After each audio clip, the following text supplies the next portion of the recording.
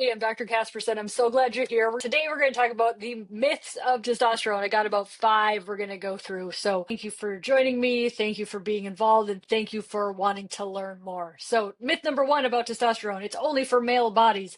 We've gendered hormones basically because testosterone was discovered in rooster testicles and estrogen was discovered, I think, in cow ovaries. So we gendered them based upon like the organs that they came in. But all bodies have testosterone, all bodies have estrogen, and our ovaries actually make estrogen via conversion from testosterone. So myth number 1 is that it's only for male bodies. Now, in America, we only have FDA approved products for male bodies, but that doesn't mean that testosterone isn't in all bodies. And in fact, women have about 4 to 5 times the amount of testosterone in their bodies compared to estrogen when they're premenopausal and cycling. Again, estrogen is made from conversion from testosterone through the cholesterol pathway.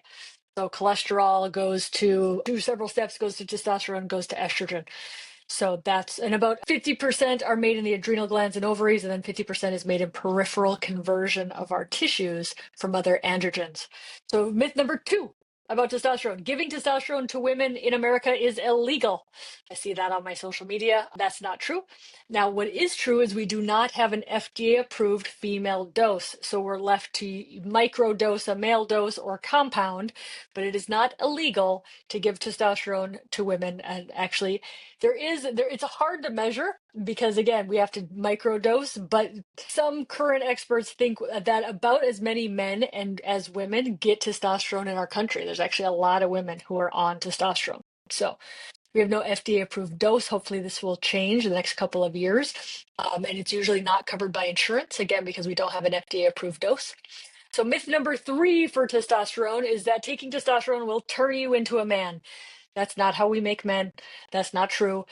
Women have physiologic dose testosterone. Women, female bodies have about 10 to 20 times less the amount of testosterone than men. So said another way, men have about 10 to 20 times the amount of testosterone than women do. But when we dose testosterone, we dose for female physiologic doses. The only way we're going to turn you into a man is if we give you male doses. Nobody's talking about doing that except for in our trans community. We actually can learn a lot about safety for testosterone because we give 10 times the dose to trans men. And turns out they do just as great. They have no increased risk of cancer, no increased risk of death, no increased risk of lots of things. So we've got some great safety data at 10 times the dose. But again, female physiologic dose is what we give to women. So when used appropriately, side effects are incredibly rare. Whenever people talk to me about side effects, I always want to know what dose are you on because it's probably too high. All right, myth number 4, testosterone is only for libido. We have the most data for testosterone and libido, but that doesn't mean it's only for libido. And I always get a little bit protective, I guess, because people say, well, it's only for libido. Well, what's libido? Libido is a mood, right? Where is libido located? It's located in the brain. This is where our libido, our sex drive comes from, right? Not our elbow, not our heart. So libido is a mood. Testosterone helps moods. The most data we have for the most specific mood is libido. But testosterone, that's what I say. Women never come back to see me after I give them testosterone and say, this only helps with my libido.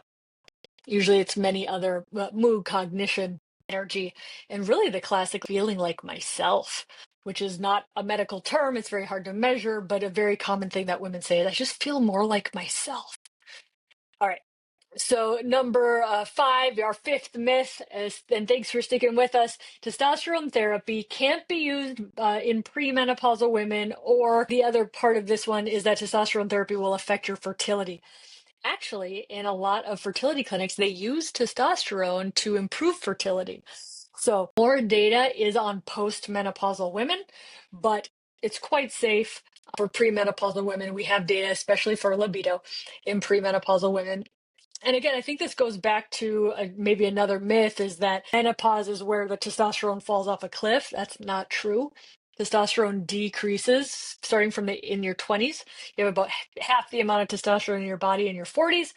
It kind of goes down linearly. And again, from your 40s to your 60s, again, you lose about half. So ovaries make testosterone and you decrease that in an age-wise fashion. But I have many premenopausal women who are using testosterone and it does not negatively impact your fertility. All right, you guys, that's 5 very common testosterone myths. Thank you for following me, and I'm glad that you're here.